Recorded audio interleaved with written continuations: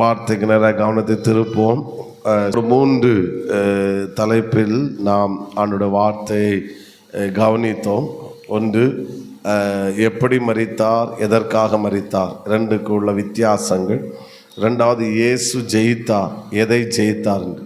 3வது, இயேசு சிலுவையிலே மரித்தார், ஏன் இயேசு சிலுவையிலே மரித்தார். சத்தமா ஒரு அல்லேலூயா சொல்லுங்க பார்க்கலாம். 4வது, இயேசு சிலுவையில் மரித்ததுனால அவருக்கு உண்டான பெயர்கள். ஒரு 3 நிறைய பெயர்கள் உண்டு, வரும்போது நான் சொல்லுகிறேன். இன்னும் ஒன்றுக்கு ஒரு 3 பெயர்கள். இந்த பெயர்கள் பழைய ஏற்பாட்டில் அவருக்கு கிடையாது. பழைய ஏற்பாட்டில் கர்த்தர், தேவன், பலன், கோட்டை, அரண் அப்படி நிறைய இருந்தாலும் புதிய ஏற்பாட்டில் தான் இவருக்கு இந்த பெயர்கள் இருக்கிறது. ஒரு 3ஐ மட்டும் நான் சொல்லுகிறேன். அதுக்கப்புறம் அடுத்த 4வது 5வது ஒரு டாப்பிக்கை கூட நம்ம கவனிப்போம். Price the Lord. ஆண்டவரை மகிமைப்படுத்துவோம். ஹல்லேலூயா. அப்போஸ்தலர் 13ஆம் அதிகாரம் 23வது வசனத்தை வாசிக்கலாம். அப்போஸ்தலர் 13:23.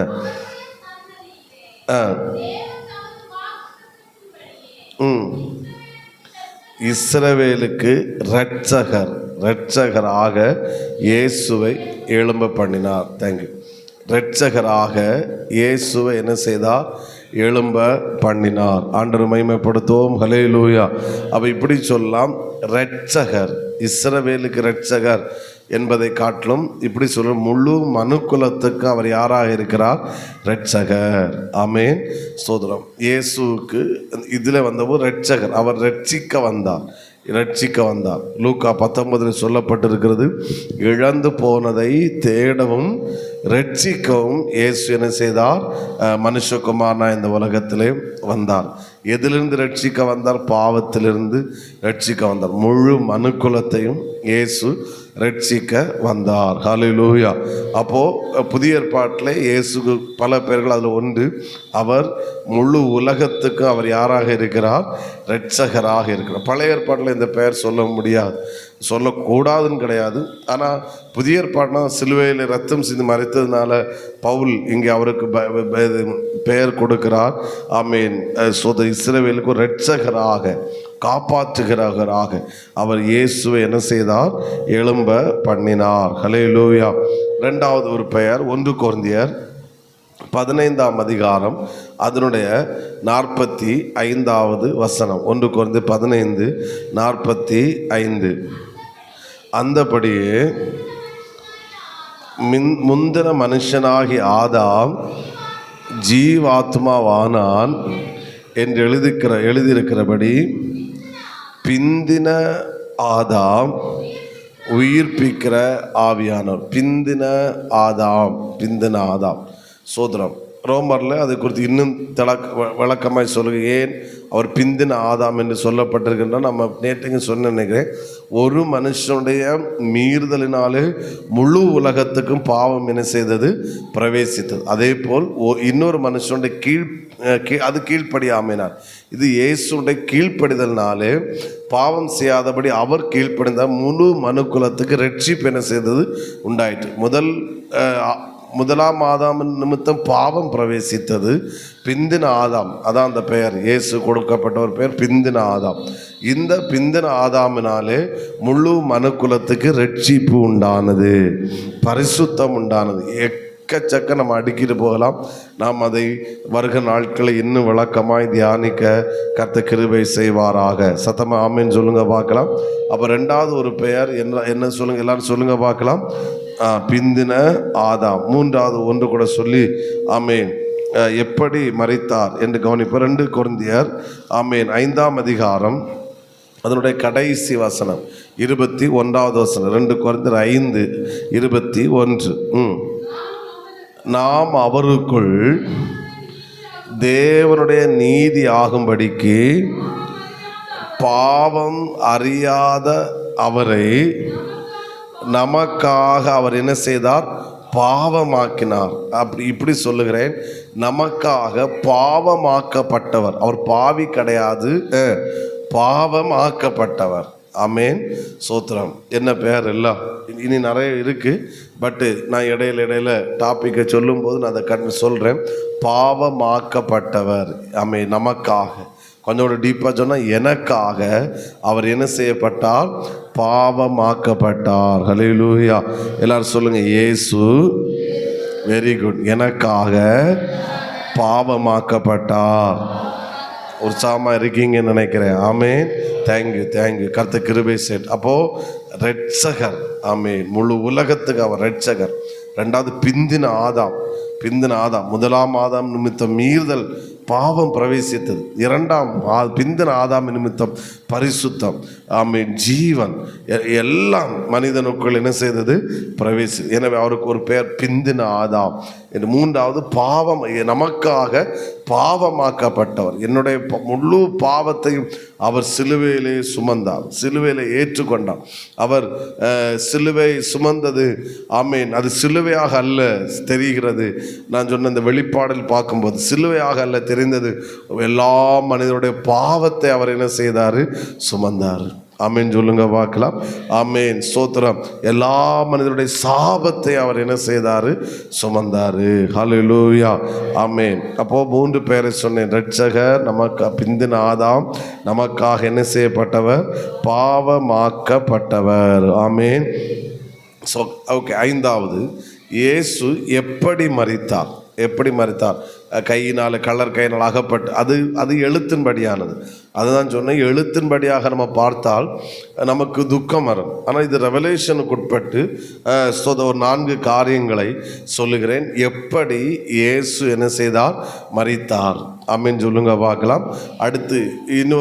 அடுத்த டாபிக்கு, எப்படி சிலுவையை எப்படி நமக்கு சம்பாதித்தார். ஸ்தோத்திரம்.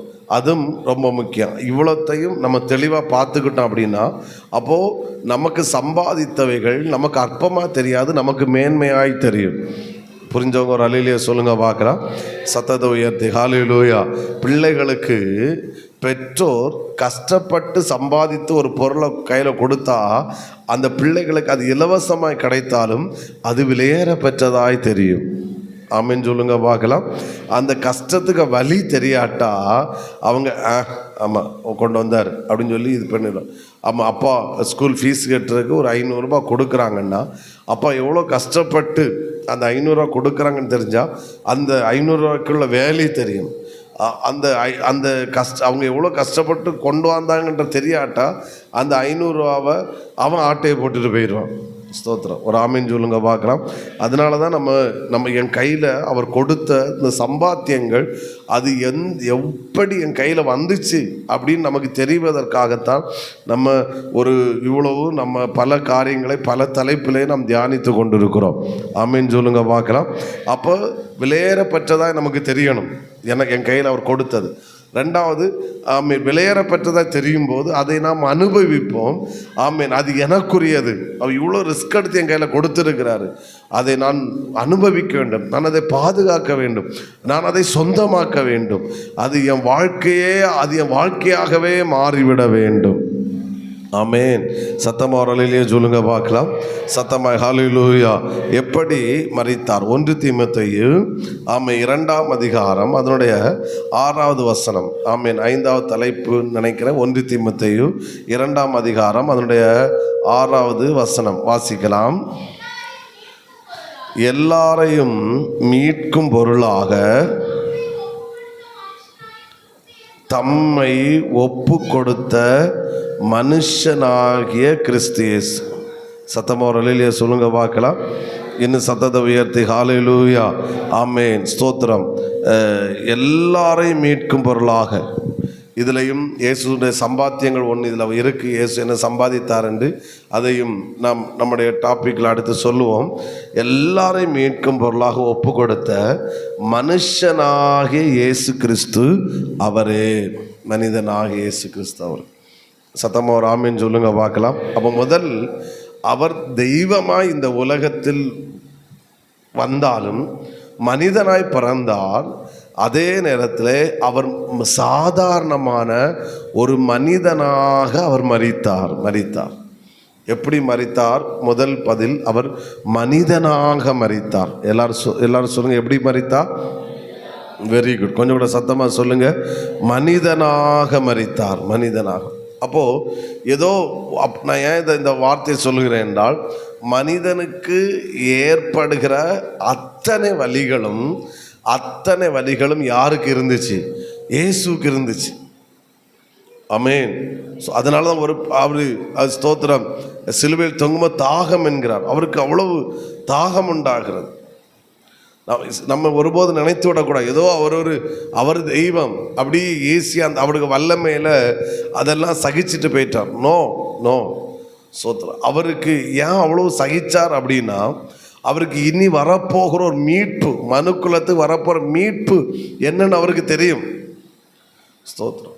அந்த அவர் சகிச்சனால, இதெல்லாம் ஏற்றுக்கொண்டனால நான் மனுக்குலத்துக்கு எதை கொடுக்க போகிறேன் என்பது அவருக்கு என்ன செய்யும்? தெரியும். ஆனால் ஒரு மனிதனுக்கு ஏற்படக்கூடிய 100க்கு 100 வலிகளும் இயேசுவும் சிலுவையில் அந்த வலிகளை இயேசு ஏற்றுக்கொண்டார். ஆமென் சொல்லுங்க பார்க்கலாம். எனவே அவர் தெய்வமாக மரிக்கலை, தெய்வமாக இருந்தாலும். ஆனால் அதை காட்டிலும் முக்கியம், அவர் எப்படி மரித்தார்? மனிதனாக மரித்தார். ஆமென். அவருடைய காயங்கள் அவருக்கு புரிகிறது. சரீர காயங்களும் அவருக்கு ஏற்பட்டது, மனக்காயங்கள் அவருக்கு ஏற்பட்டது. பேதுரு காட்டி கொடுக்கிறார் மனக்காயம். ஸ்தோத்திரம். கீழே இருந்து பரியாசம் பண்ணுகிறார்கள், நீ தெய்வம் என்றால் கீழே இறங்கி வா பார்க்கலாம். மனக்காயம். சிலுவையிலே பக்கத்திலிருந்து ஒருத்தனை சொல்லுகிறார், நீ உன்னை ரட்சித்துக்கொள், எங்களை ரட்சித்துக்கொள். ஒரு கள்ளன். மனக்காயம். அந்த காயத்தை அவர் ஏற்றுக்கொண்டார். சரீர காயங்கள். ஆமென். முள் கிரீடம் சூட்டப்படுகிறது. சோத்திரம். கைகளிலே ஆணிகள் அடிக்கப்படுகிறது. ஆமென். அவருடைய சரீரம் உளப்பட்ட நிலம் போல மாறுகிறது. இது அத்தனையும் எனக்கு ஏதோ ஒன்றை அவர் கொடுப்பதற்காக அவர் இது எல்லாவற்றையும் அவர் சகித்தார். ஆமென் சொல்லுங்க பார்க்கலாம். எனவே நம்முடைய கரத்தில் கொடுக்கப்பட்டது இலவசமாய் கொடுக்கப்பட்டாலும் அதற்கான கிரயம் சிந்தப்பட்டு நம்முடைய கரத்தில் கொடுக்கப்படுகிறது என்பது ஒருபோதும் நாம் மறந்துவிடக்கூடாது. சொல்லுங்க, இயேசு மனிதனாய் மரித்தார். ஆமென். சத்தமா ஆமென் சொல்லுங்க பார்க்கலாம். அப்போ இந்த உலகத்தில் நம்ம சில கஷ்டங்கள் படும்போது அவருக்கு அந்த வலி தெரியும். இப்போ நான் சொல்லலாம், பிரசவம் எல்லாம் பெரிய அளவுக்கு வலி கிடையாது, அதெல்லாம் பெரிய அளவு கஷ்டம் கிடையாது, அது என்ன ஒரு 10 மாதம் அப்படி இப்படி இருக்கும், அதுக்கப்புறம் சரியாயிரும் அப்படி நான் சொல்லலாம். ஆனால் நீங்கள் சொல்லுவீங்க, உமக்கு அந்த வலி வந்தாதான் என்ன செய்யும் தெரியும். இதே இது ஒரு தாய்க்கு தான் இன்னொரு பெண்மணி தாய் அவர்கள் கன்சீவாக இருக்கும்போது அவருடைய வலி எவ்வளோ கஷ்டம்னு அவங்களுக்கு என்ன செய்யும் தெரியும். டாக்டர் மார சொல்லுவாங்க ஒன்றும் இல்லைன்னு சோத்திரம். ஆனால் அந்த வலியை சுமந்தவங்களுக்கு தான் தெரியும் அது. ஆனால் அந்த வலியை சுமக்க அவங்களுக்கு தெரியும். ஒரு குழந்தை கையில் கிடைக்க போகுது அது. எனவே அந்த வலியை அவர்கள் சந்தோஷமாக ஏற்றுக்கொள்வார்கள். சத்தமாக ஒரு அலையிலேயே சொல்லுங்க பார்க்கலாம். ஆமே. டெலிவரியான எந்த லேடியும் ஆமே அடுத்த ஒரு பிள்ளைக்கு வேண்டி சந்தோஷமாக அதை ஏற்றுக்கொள்ள மாட்டாங்க. அவங்க வலியாக ஏற்றுக்கொள்வார்கள். ஏன்னா இன்னொரு குழந்தை கூட நமக்கு என்ன செய்யணும் வேணும், அது கஷ்டம். அது ஒரு பிள்ளை வளர்த்தெடுப்பது கஷ்டம். ஆனால் நான் இப்போ அந்த கஷ்டத்தை சகித்தேன்னா அடுத்த ஒரு குழந்தை என் கையில் இருக்கும், அது எனக்கு ஆசீர்வாதமாக இருக்கும். அந்த சந்தோஷத்துக்கு முன்னாடி இந்த வலியை அவர்கள் ஏற்றுக்கொள்ளுகிறார்கள். உண்மைதானே? ஹலோ, நீங்கள் எல்லோரும் இருந்தால் என்னமோ செஞ்சு கொண்டு வந்த மாதிரி இருக்கீங்க. சோத்ரா. சத்தம் அவரால் இல்லையே சொல்லுங்க வா. ஆமாம். ஆமேன். உங்களுக்கு சப்போர்ட்டாக பேசிகிட்டு இருக்கிறேன். சத்தமாக ஆமேன்னு சொல்லுங்க.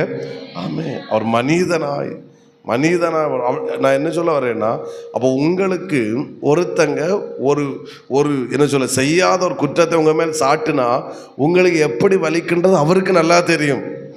ஏன்னா அவர் அந்த வலியை ஏற்றுக்கொண்டார். ஆமென் சொல்லுங்க பார்க்கலாம். சரீரத்தில் காயங்கள் ஏற்பட்டால் அது எந்த அளவுக்கு வலிக்கும் என்று நமக்கு தெரிந்ததை காட்டில் அவருக்கு தெரியும். ஏனென்றால் அவர் தன் சரீரத்தில் காயங்களை ஏற்றுக்கொண்டார். ஆமென். ஒரு இழப்பு ஏற்பட்டால் எந்த அளவு வலிக்கும் என்பது அவருக்கு தெரியும். தான் நேசித்த ஒருவர் துரோகம் பண்ணும்போது எந்த அளவுக்கு வலிக்கும் என்பது அவருக்கு தெரியும். அவர் கூட இருந்த ஒருவரால் தான் காட்டி கொடுக்கப்பட்டார். அவன் தான் 30 வெள்ளிக்காசை வாங்கிவிட்டு முத்தத்தினால காட்டி கொடுக்க. அப்போ எவ்வளோ வலிக்குன்னு அவருக்கு தெரியும். ஏன்னா அவர் மனிதனாக வாழ்ந்து அவர் மனிதனாகவே மரித்தார்.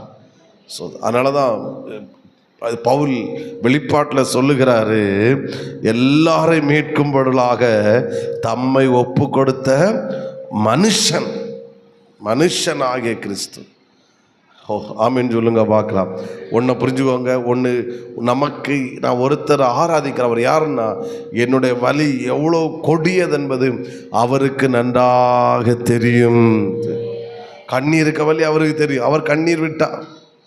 பசிக்க வலி அவருக்கு தெரியும், அவர் பசியாக இருந்தார். அவமானத்தின் வலி அவருக்கு தெரியும், அவர் அவமானப்பட்டார். தனிமையாக்கப்பட்டோட வலி அவருக்கு தெரியும், அவர் தனிமையாக்கப்பட்டார். ஒரு மனுஷன் அடையக்கூடாத அத்தனை பாடுகளை இயேசு அடைந்தார், மனிதனாக அடைந்தார். அதான் முக்கியம். ஆமென் சொல்லுங்க பார்க்கலாம். ஒரு சந்தோஷம். என்னுடைய கஷ்டங்களை, என்னுடைய சூழ்நிலைகளை புரிந்த ஒரு தெய்வத்தை நான் ஆராதிக்கிறேன். அவர்தான் நான் ஆராதிக்கிற ஆண்டவராகிய இயேசு கிறிஸ்து. ஆமென். சத்தமா நான் முதல்ல சொன்னேன், அது எழுத்தின்படி எப்படி மரித்தார், சிலுவையை தோளில் சுமந்து, இதெல்லாம் ஓகே, உண்மைதான். ஆனால் ரெவலேஷனுக்குள்ள அவர் எப்படி மறுத்தான்னு வரும்போது அவர் மேலே இன்னும் நமக்கு என்ன சொல்ல, துக்கம் வருது அப்படின்றத காட்டின இன்னும் மதிப்பு அதிகமாகிறது. உண்மைதானா? அவர் மேலே இன்னும் மரியாதை அதிகமாகிறது, அவர் மேலே இன்னும் அன்பு பெருகுகிறது. நான் வெளியே கன்வென்ஷனுக்கு போகும்போது அடிக்கடி சொல்கிற ஒரு வார்த்தை, நல்லவர் என்று சொல்லும்போது மக்களை கைத்தட்ட வைப்பதாக சொல்கிற ஒரு வார்த்தை, ஆமேன், உலகத்துள்ள மனுஷனுக்கும் ஆண்டவரை மனுஷன் நல்லவர்னு சொல்கிறதுக்கு வித்தியாசம் உண்டு. சில மனிதர்களை நல்லவர்னு சொல்லுவாங்க, ஆனால் ஆண்டவர் நல்லவர்னு சொல்லுவாங்க. ரெண்டுக்கு வித்தியாசம் என்னென்னா, ஒரு மனிதனை தூரத்திலிருந்து பார்த்தா அவர் நல்லவராக தெரிவார், ஆனால் கிட்ட நெருங்கி நெருங்கி நெருங்கி போகும்போது தான் தெரியும் இவரையா நம்ம நல்லவர்னு சொன்னோன்னு தெரியும். ஐயோ இவ்வளோ மோசமானவராக இருக்கிறாருன்னு சொல்லுவாங்க. அதே நேரத்தில் இயேசு தூரத்திலிருந்து பார்த்தா நல்லவராக தெரியும், ஆனால் கிட்ட நெருங்கும் போது அவர் இன்னும் நல்லவராக தெரிவார். ஆமென். இன்னும் கிட்ட நெருங்கும்போது இன்னும் நல்லவராக தெரிவார். எந்த அளவுக்கு கிட்ட நெருங்குறோம் அந்த அளவுக்கு அவர் நல்லவராக தெரிந்து கொண்டே இருப்பார். அவர் தான் ஆண்டவராக இயேசு. ஆமேன். எனக்காக ஏதோ ஒரு தெய்வம் என்கிற ஸ்தானத்தை அவர் மறிக்கலை. முழு 100% ஒரு மனுஷன் என்கிற ஸ்தானத்தில் எனக்காக இயேசு சிலுவையிலே மனிதனாய் மரித்தார். அவருக்கு வேல்யூ தெரியும், கஷ்டத்துக்கு வேல்யூ தெரியும். ஆமீன். அடிப்படும்போது எவ்வளோ வேல்யூ தெரியும். ஒவ்வொரு முறையும் சாட்டையால் அடிக்கப்படும்போது ஒரு மனுஷன் துடித்தது போல இயேசு துடித்தார். ஹல்லேலூயா. ஆனால் அவருக்கு ஏன் அதெல்லாம் சகிச்சார்னா, அதுக்கு பிறகு அந்த வசனத்தில் வாசித்தோம், எல்லாரையும் மீட்கும் பொருளாக அவருக்கு ஒரு முழு மனுக்குலத்துக்கு ஒரு மீட்பு வரப்போகுது, ஒரு ரட்சிப்பு வரப்போகிறது என்பதை அறிந்தபடினாலே அந்த வலிகளை அவர் சகித்து கொண்டார். ஹல்லேலூயா. ஆமென் சொல்லுங்க பார்க்கலாம். ஏன்னா என் கையில் அவர் கொடுத்திருக்கிற சம்பாத்தியங்கள் எல்லாம் அவ்வளோ விலையேற பெற்றது. அதனுடைய மதிப்பு எனக்கு தெரியணும். அது எப்படி என் கையில் கிடைத்திருக்கு, இலவசமாக தான் கிடைத்தது, உண்மைதான். ஆனால் ஆமென், அது எவ்வளோ மேன்மையானது, அது எவ்வளோ விலையேற பெற்றது மதிப்பு தெரியும் போது அதை நாம் அனுபவிப்போம், சொந்தம் கொண்டாடுவோம். அது சீப்பாக தெரியாது, அது மேன்மையாய் நமக்கு தெரியும். ஆமென் சொல்லுங்க பார்க்கலாம். சத்தத்தை உயர்த்தி ஹல்லேலூயா. ஆமென். ரெண்டாவது, ஆமென், ஸ்தோத்திரம். பிலாத்தே சொன்ன அதே வார்த்தை நமக்கு தெரியும். யோவானின் சுவிசேஷம் 18ஆம் அதிகாரம் அதனுடைய 38வது வசனம். அதற்கு பிலாத்து, இப்போமே தொண்டையெல்லாம் கட்டுன எப்படி, இனியும் இப்போ தானே தொடங்கியிருக்கு. பிரைஸலா, ஹல்லேலூயா. ஓகே. யோவான் 18:38. பிலாத்து மறுபடியும் அவன் வெளியே வந்து, நான் அவரிடத்தில் ஒரு குற்றமும் காணேன். ஒரு ஆமீன் சொல்லுங்க பார்க்கலாம். கொஞ்சம் இப்படி சொல்கிறேன், அப்போ அதுக்கு அந்த வேல்யூ புரியும். அதாவது, நான் ஒன்று சிலுவையில் மரித்து சிலுவையில் அறைவதற்கு அல்லது உனக்கு மரண தண்டனை கொடுப்பதற்கு நான் உனக்கு தீர்ப்பு கொடுக்கிறேன். நான் உனக்கு என்ன தீர்ப்பு கொடுக்கிறேன்? உனக்கு மரண தண்டனை தீர்ப்பு கொடுக்கிறேன். ஆனால் நீ யாருன்னா ஒரு குற்றமும் செய்யாத ஆள். ஹலோ, புரியுதா உங்களுக்கு அதுக்கு வேல்யூ? இப்போது ஒருத்தனுக்கு மரண தண்டனை கொடுத்தாச்சுன்னா அவன் செய்த தவறு அவ்வளோ பெரிய தவறு. ஸ்தோத்திரம். இனி நீ இந்த உலகத்தில் வாழ தகுதியற்றவன். அப்படி ஒரு மரண தண்டனை கொடுக்கணும், குறைஞ்சவன் ஒரு இப்போ நம்ம இதுபடி என்னது ரேப்பு, கொலை, இப்படி துணிகரமான காரியம் செஞ்சிருக்கு. அப்படிப்பட்டவனுக்கு தான் வேறு வழி இல்லாத பட்சத்தில் அவனுக்கு மரண தண்டனை. ஆனால் இங்கே பிலாத்தே சொல்லுகிறான், ஆமேன், இவரிடத்துல ஒரு குற்றம் என்ன செய்யலை, காணலை. இவர் ஒரு குற்றம், ஒரு குற்றமும், அப்படிதான் அந்த வார்த்தை வருகிறது, ஒரு குற்றமும் காணேன். அதாவது இவன்ட குற்றம் இருக்கு, ஆனால் மரண தண்டனை விதிக்கிற அளவில் குற்றம் இல்லை. அப்படி கிடையாது, அப்படி கிடையாது. ஹலோ, ஆமென் சொல்லுங்க பார்க்கலாம். ஒரு குற்றமும், இவன்ட்ட ஒரு குற்றம் கிடையாது, ஒரு % கூட குற்றம் கிடையாது. ஆனால் நான் உனக்கு என்ன தீர்ப்பு கொடுக்குறேன், மரண தண்டனை தீர்ப்பு கொடுக்கு, நீ ஏற்றுக்க. ஸ்தோத்திரம், ஹல்லேலூயா. என்ன வலி இல்லை, என்ன வலி உங்களை பார்த்து, ஸ்தோத்திரம், உங்களை விடுறேன், என்னை விடுறேன், என்னை அங்கே நிப்பாட்டி வச்சிருக்கு. ஜட்ஜு சொல்கிறாரு, உனக்கிட்ட ஒரு குற்றமும் கிடையாது. இவனுக்கு செஞ்ச குற்றத்தில் இவனுக்கு அப்படின்னா இவனுங்களாம் குற்றத்தை இது பண்ணணும். ஆனால் உங்ககிட்ட ஒரு குற்றமும் கிடையாது. ஆனால் நான் உன்னை என்ன பண்ணுறேன், விடுதலை ஆக்கிறேன்னு சொல்லலை, உன்னை தண்டிக்கிறேன்னு சொன்னால் கூட பரவாயில்ல, உன்னை நான் மரண தண்டனை உனக்கு கொடுக்குறேன். ஆனால் நீ குற்றம் செய்யாதவன், நீ நிரபராதி, ஆனால் நீ சகிச்சுக்க, நீ கொண்டு போ. இயேசு அதை சந்தோஷமாக ஏற்றுக்கொண்டார். ஆமே, எத்தனை பேர் ஆமேன்னு சொல்லுகிறீர்கள்? இன்னைக்குள்ள வேடை ஒரு நிறைய பேர் கேட்குற ஒரு வேடாக்கு. ஏன்னா இதெல்லாம் நான் மற்ற டாபிக் கொடுத்தேன். இந்த ப்ரேயர் தொடங்கின பிறகு தான் எனக்கு இந்த ரெவலேஷன் எல்லாம் கொடுத்து டாப்பிக்கெல்லாம் ஆண்டவர் தர ஆரம்பித்தது. ஸோ இதை கேட்கும்போது நம்மளை அறியாமல் ஆண்டவர் மேலே ஒரு அன்பு, ஒரு பாசம், ஒரு மரியாதை, அவருக்கு மேலே ஒரு கனம் கூடுது. ஒரு அலையிலே சொல்லுங்க பார்க்கலாம், எனக்காக. அப்போ ரெண்டாவது சொன்ன, முதலாவது மனிதனாய் மரித்தார், ரெண்டாவது குற்றமற்றவராய் மரித்தார். எழுதுறவங்க இப்படி எழுதுறவங்க, ஒரு குற்றமும் செய்யாதவர், ஒரு குற்றம் அவரிடத்துல இல்லை. அவன் பிலாத்து சொன்ன வார்த்தை, ஒரு குற்றமும் அவரிடத்துல கிடையாது. ஆனால் நான் அவருக்கு மரண தண்டனை கொடுக்குறேன். ஓப்போ, உலகத்தில் எவனுக்கு இப்படிப்பட்ட தண்டனை என்ன செஞ்சுருக்காது, கிடச்சிருக்காது. ஆனால் இயேசு என்னை காப்பாற்றுங்கள், நான் ஒரு தப்பும் செய்யலை, என்னை எப்படியா விடுதலை ஆக்குன்னு இயேசு சொல்லவே இல்லை. ஆமே, அவர் ஏற்றுக்கொண்டார். ஏன்னா நாம் 1 தீமோத்தேயுவில் வாசித்தது பவுல் சொல்லுகிறாரு, எல்லாரையும் மீட்கும் பொருளாக அவர் தெரியும், நான் மரித்தால்தான் எல்லாருக்கும் இந்த மீட்பு கிடைக்கும். அதனால் அவரிடத்திலே சொல்லுகிறார்கள், நீர் குற்றமற்றவர், ஆனால் உமக்கு என்ன தண்டனை கொடுக்குறோம், மரண தண்டனை கொடுக்குறோம். ஆனால் அவன் தப்புகிறான், இந்த இரத்த பழிக்கு நான் குற்றமற்றன்னு சொல்லி அவன் எஸ்கேப் ஆகிறான். ஜனங்கள் சொல்லுகிறார்கள், எங்கள் மேல் எல்லாருக்கும் தெரியும் இவரிடத்த ஒரு குற்றமும் கிடையாதுன்னு. சோத்திரம். ஆனால் குற்றமற்றவராய், குற்றவாளிகளின் நடுவிலே குற்றமற்றவராய் இயேசு சிலுவையிலே தொங்கினார். எப்படி மரித்தார் சார், எப்படி மரித்தார்? அவர் குற்றமற்றவராய் மரித்தார். ஆமென் சொல்லுங்க பார்க்கலாம். என் கையில் ஏதோ ஒன்று அவர் கொடுக்க விரும்புகிறார், என் கையில் ஏதோ ஒரு தர விரும்புகிறார், அவர் ஏதோ தர விரும்ப, அதனால தான் அவர் எல்லாவற்றையும் சகித்து இந்த விலையேற பெற்ற பாக்கியத்தை கரத்தில் அவர் கொடுத்தார். எத்தனை பேர் ஆமேன் சொல்லுகிறீர்கள்? இன்னும் சத்தமாக ஹல்லேலூயா. நேரம் அதிகம் போய் கொண்டு இருக்குது. மூன்றாவது, பிலாத்துக்கு மனைவி சொன்ன ஒரு ஸ்டேட்மெண்ட். இது பிலாத்து கொடுத்த ஸ்டேட்மெண்ட்டு. அடுத்து பிலாத்துக்கு மனைவி கொடுத்த ஸ்டேட்மெண்ட்டு மத்தேயு 27 அதிகாரம் அதனுடைய 19வது வசனம். மத்தேயு 27 அதனுடைய 19வது வசனம். பிலாத்து நியாயாசனத்தில் உட்கார்ந்து இருக்கையில் பிலாத்துனுடைய மனைவி பிலாத்துனிடத்தில் ஆள் அனுப்பி, அண்டர்லைன் த வேர்ட், நீர் அந்த நீதிமானை ஒன்றும் செய்ய போதும் நினைக்கிறேன். என்ன ஸ்டேட்மெண்ட் இல்லை? பிலாத்து கொடுத்த ஸ்டேட்மெண்ட், அவரிடத்தில் ஒரு குற்றத்தையும் காணேன். பிலாத்துக்கு மனைவி சொல்கிறாங்க, எப்படி சொப்பனத்தில் எனக்கு தெரிஞ்சு நான் வெகு பாடுபட்டேன், அப்படி தான் சொல்லுவாங்க கடைசியில். அவர் நிமித்தம் இன்றைக்கு சொப்பனத்தில் வெகுபாடு பட்டேன் என்று சொல்ல சொன்னாள். அவள் இயேசுக்கு கொடுத்த ஒரு பெயர், அவர் நீதிமான். மரண தண்டனை விதிக்கப்படுவதற்குரிய குற்றவாளி என்று ஒரு பெரும் கூட்டம் வெளியே இருந்து முழங்கும் போது பிலாத்துக்கு மனைவி ஆள் அனுப்பி விடுறா, அவருக்கு அந்த நீதிமானுக்கு நீர் ஒன்றும் செய்யக்கூடாது, அவர் நிமித்தம் நான் சொப்பனத்தில் வெகு பாடுபட்டேன். ஐயோ, என்ன வேர்டு இல்லை, சத்தமாக ஆமேன்னு சொல்லுங்கள்.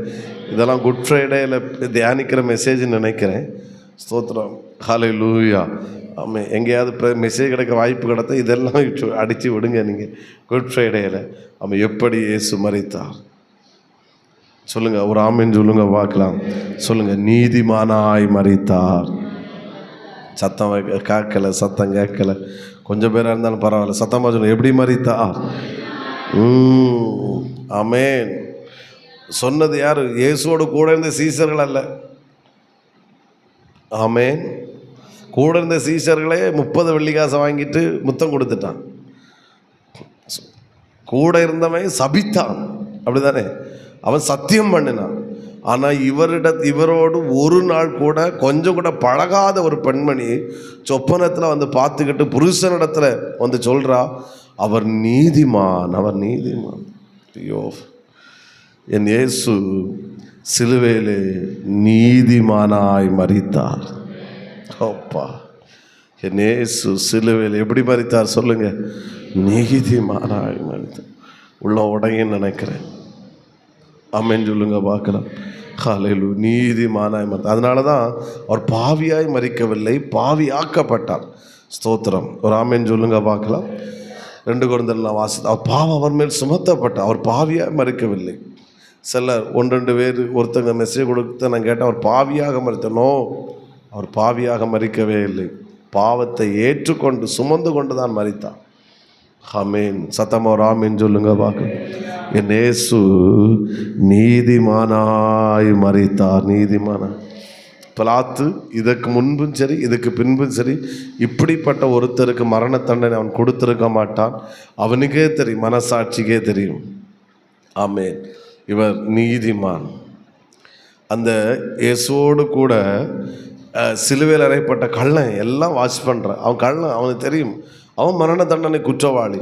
இன்னொருத்தன் பரியாசம் பண்ண அவன் கூடன்னு சொல்கிறான், சும்மாரி, இவர் தகாத விதமாய் தண்டிக்கப்படுகிறார். அதான் அடுத்த பாயிண்ட். தகாத விதமாக என்ன செய்கிறார்? தண்டிக்கப்படும். இவரை ஒன்றும் செய்யாத, இவர் நீதி, இவரிடத்தில் ஒரு குற்றங்கள். இவர் எப்படி அப்படி சொல்கிறான், ஆண்டவரே நீ நம்முடைய ராஜ்யத்தில் போகும்போது என்னை ஏற்றுக்கொள். நான் ஏன் இதை இவ்வளோ நம்ம எடுத்து பேசிகிட்டு இருக்கிறோன்னா, இது அனைத்தும்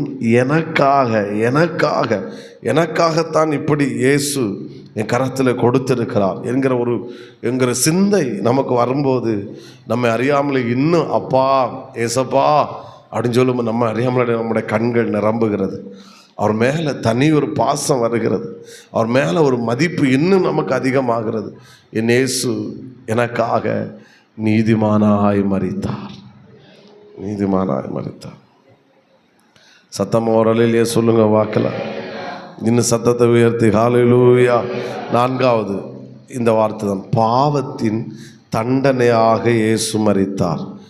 பாவத்தின் தண்டனையாக இயேசு மரித்தார். அந்த கள்ளன் சொல்லுகிறான், நாமோ நியாயப்படி தண்டிக்கப்படுகிறோம், ஆனால் இவரோ ஒரு குற்றமும் செய்யவில்லை. ஒரு வசனத்தை கூட ஆமேன் அதற்கு நான் வாசிக்கிறேன். ரோமர் 8 ஆமேன் சோத்திரம். அப்படி 3வது வசனம் வாசிக்கலாம். ரோமர் 8:3 வாசிங்க.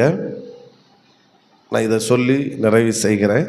நாளைக்கு திரும்பவும் எப்படி சம்பாதித்தார், இன்றைக்கி எப்படி மரித்தார், நாளைக்கு எப்படி சம்பாதித்தார்னு ஒரு 7 காரியங்களை நாளைக்கு சொல்லிட்டு அதுக்கப்புறம் நம்முடைய டாபிக் உள்ள போவோம். ஆண்டவர் கொண்டு போவார் நினைக்கிறேன். ஆமேன். வாசிங்க 3ஆம் வசனம். அது எப்படி எனில்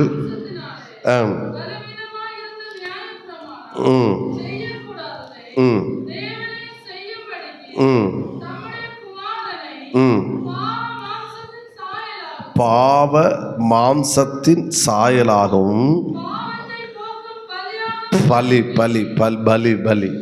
பாவத்தை போக்குறதுக்குரிய பலி, பாவத்தை போக்குறதுக்குரிய பலியாகவும் அனுப்பி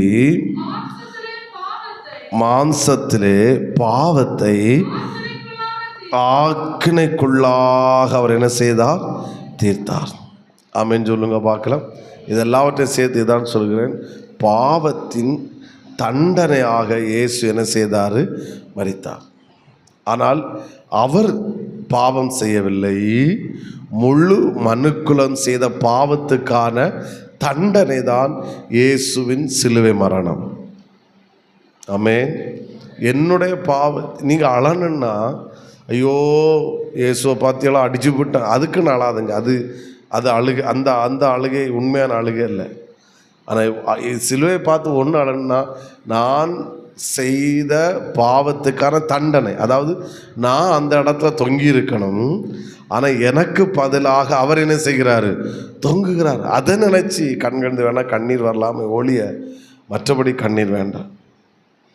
ஆமென் சொல்லுங்க பார்க்கலாம். ஹல்லேலூயா. அதனால தான் நான் எனக்கும் 100% ஸ்ட்ராங்கு. நரகம், இயேசுவை விசுவாசிக்கிறவர்களுக்கு நரகம் கிடையவே கிடையாது. நரகம் இல்லைன்னு சொல்லல, எனக்கு நரகம் கிடையாது. ஸ்தோத்திரம். புரிஞ்சவங்க ஆமென் சொல்லுங்க பார்க்கலாம். ஏன்னா என்னுடைய பாவத்துக்கான ஒரு தண்டனை தான் இயேசு சிலுவையில் என்ன செய்தார்? ஏற்றுக்கொண்டார். அப்போ இனி நான் தண்டனை நரகத்தில் அனுபவிக்க வேண்டிய அவசியம் இல்லை. ஏன்னா நான் விசுவாசிக்கிறேன். என்னுடைய பாவத்திற்கான தண்டனை, சாத்தான் தந்திரம், அவன் நீ தவறு செய்த, அதனால் உனக்கு இந்த தண்டனை. நோ, மன்னிப்பு அடையும் போது, அவர் மன்னிப்பு கொடுக்கும்போது அவர் தண்டிக்கவில்லை. பேதுரு இயேசுவை மறுதலித்ததுக்கு தண்டனை கிடைத்தான்னு கேட்டால் எனக்கு தெரியாது. ஆனால் பேதுரு செய்த தவறுக்கு அவனுக்கு கிடைத்தது மன்னிப்பு கிடைத்தது, வாழ்வு கிடைத்தது, அன்பு கிடைத்தது. அந்த மேன்மையை உணர்ந்த பேதுரு திரும்பவும் பாவத்தில் வாழ்ந்தான் என்றல்ல, திரும்ப இயேசுக்காக இன்னும் வைராக்கியமாய் வாழ்ந்தான். சத்தமாக ஒரு ஆமென் சொல்லுங்க பார்க்கலாம். ஆமாம், இயேசு பாவத்தின் தண்டனையாக என்ன செய்தார்? மரித்தார். ஆமென். நான் தண்டிக்கப்பட வேண்டிய இடத்துல இயேசு தண்டிக்கப்பட்டார். நான் காயப்பட வேண்டிய இடத்துல இயேசு காயப்பட்டார். நான் அவமானப்பட வேண்டிய இடத்துல இயேசு அவமானப்பட்டார். இதெல்லாவற்றையும் சேர்த்து தான் ஒரே வார்த்தை, பாவத்தின் தண்டனையாக இயேசு என்ன செய்தார்? மரித்தார். எத்தனை பேருக்கு நான் சொல்கிற வேட தெளிவாக புரிகிறது? ஆமென். இயேசுக்கு மேலே எனக்கு இன்னும் அன்பும் பாசம் மரியாதையும் கூடுதல் பாசம் சொல்கிறவங்க இன்னும் சத்தமாக ஒரு ஆமேன்னு சொல்லுங்க பார்க்குறேன். Very good. அவ்வளோதான் என்னுடைய நோக்கம். நான் இதை சொல்கிற காரணமே அவர் மேலே. அதனால் என்னால் கடமைக்காக அவருக்கு என்னை வாழ முடியாது சார். கடமைக்காக என்னால் அவரை ஆராதிக்க முடியாது. கடமைக்காக என்னை அவரை தேட முடியாது. நான் ஒரு நாள் வாழ்ந்தாலும் அவருக்காக உண்மையாக வாழ்வேன்.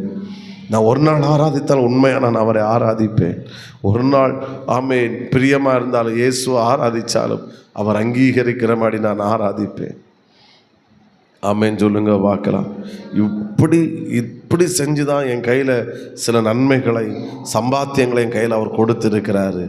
அது எவ்வளோ விலையேற பெற்றது. எனக்கு இலவசமாக கிடைத்ததாக இருந்தாலும் அதற்கான கிரயம் என்பது மகா மேன்மையானது, மகா எவராலும் செலுத்த முடியாத கிரயம். ஆமென். சத்தம் ஒரு அலையிலே சொல்லுங்க பார்க்கலாம். இன்னும் சத்தத்தை உயர்த்தி ஹல்லேலூயா. அப்போ நான்காவது, இயேசு சிலுவை மரித்தனால் அவருடைய மரணத்துக்கு கொடுக்கப்பட்ட பெயர்கள் 3 சொன்னேன். 5 ஆமாம், இயேசு எப்படி மரித்தார். நீங்கள் சொல்லுங்கள் பார்க்குற 4 காரியங்களையும் எப்படி புரிஞ்சிருக்கணும். 1 எல்லாரும் இயேசு மனிதனாய் மரித்தார். Very good. 2 குற்றமற்றவராய் மரித்தார். Very good. 3 நீதிமானாய் மரித்தார். Very good. 4 பாவத்தின் தண்டனையாக இயேசு மரித்தார். ஹல்லேலூயா. ஆமென். அப்படி மரித்துதான் எனக்கு ஒரு மீட்பை கொடுத்தார். எனக்கு சில நன்மைகளை கொடுத்தார், ஆசீர்வாதத்தை கொடுத்தார். அதை நான் அறிய விரும்புகிறேன், அதை நான் அனுபவிக்க விரும்புகிறேன். ஆனால் அதை நான் ஒரு பொக்கிஷமாக நான் கருதுவேன். ஏன்னா அது சும்மா என் கையில் கிடைக்கல. அதுக்கான கரையம் மகா பெரியது. ஆண்டவர் அனுபவித்த நாளைக்கு எப்படி சம்பாதிச்சார், இன்றைக்கி எப்படி மரித்தார்னு சொல்கிறேன், நாளைக்கு எப்படி சம்பாதித்தார் என்று. ஆமே, நாளைக்கு நம்ம தியானிப்போம். அதுவும் இதோட கொஞ்சம் கனெக்ட் ஆகி வரும், ஆனால் கொஞ்சம் கூட டீப்பாக இருக்கும். கர்த்தர் கிருபை செய்வாராக. அல்லேலூயா, ஆமேன், ஸ்தோத்திரம். இதோட கனெக்ட் ஆகி தான் வரும். நான் பேசுன இந்த நாளோட கொஞ்சம் கனெக்ட் ஆகி தான் வரும். ஆனால் இன்னும் கொஞ்சம் உடனே இன்னொரு வார்த்தைகளில் தியானிப்போம். கர்த்தர் கிருபை செய்வாராக. அல்லேலூயா. எல்லாரும் கண்களை மூடுவோம். நீலையில்லா இம்மண்ணில் எனக்காய் வீலையில்லா இரத்தம் சிந்தினார். நீலையில்லா இம்மண்ணில் எனக்காய் விலையில்லா இரத்தம் சிந்தினா. ஒரு முறை கூட நீலையில்லா இம்மண்ணில் எனக்காய் வீலையில்லா இரத்தம் சிந்தினா. ஹல்லேலூயா. ஆண்டவரே, நீ சிலுவையிலே மரித்ததுனால, அந்த மரணத்துக்கு நீர் வந்ததுனால நீர் குற்றமற்றவராய் மரித்தீரப்பா. நீர் நீதிமானாய் மரித்தீர் ஆண்டவர். ஹல்லேலூயா. மனுஷனாய் மரித்தீரப்பா. பாவத்திற்கான தண்டனையாக நீர் மரித்தீரப்பா. இது அனைத்தும் உமக்காக அல்லப்பா, எங்களுக்காக. இதை நாங்கள் அறியும் போது இன்னும் மேலே எங்களுக்கு அன்பும் மரியாதை பாசம் அதிகரிக்குது ஆண்டவரே. ஹல்லேலூயா, ஹல்லேலூயா, ஸ்தோத்திரம். நாம் கர்த்தரை ஸ்தோத்திரம் பண்ணுவோம்.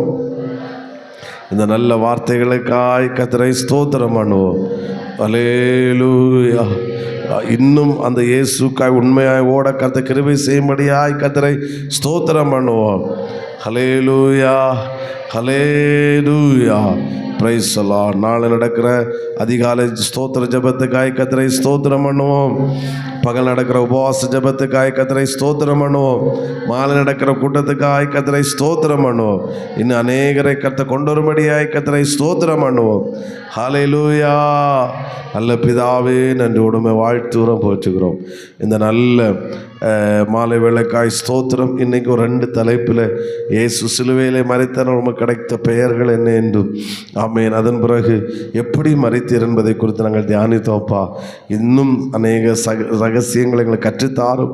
உங்கள் மேலே எங்களுக்கு அன்பும் பாசமும் மரியாதையும் பெறுகிறதப்பா. அதற்காய் ஸ்தோத்திரம். இன்றைக்கு வந்த பிள்ளைகளை ஆசீர்வதியும். தொடர்ந்து நாளை நடக்கிற உபவாச ஜெபம், அதிகால ஜெபம் எல்லாவற்றையும் ஆசீர்வதியும். எல்லா துதிகனமையும் ஒருவருக்கே செலுத்துகிறோம். இரட்சகர் இயேசுவின் நாமத்தில் வேண்டுகிறோம், ஜீவன நல்ல பிதாவே. என் ஆத்துமாவே கர்த்தரை ஸ்தோத்திரி, என் முழுவதுமே பரிசுத்த நாமத்தை ஸ்தோத்திரி. என் ஆத்துமாவே கர்த்தரை ஸ்தோத்திரி, கர்த்தர் செய்த சகல உபகாரங்களை மறவாதே. Amen. Hallelujah, hallelujah, hallelujah. God bless you. கர்த்தர் உங்களை ஆசீர்வதிப்பார். சந்தோஷமாக போயிட்டாங்க.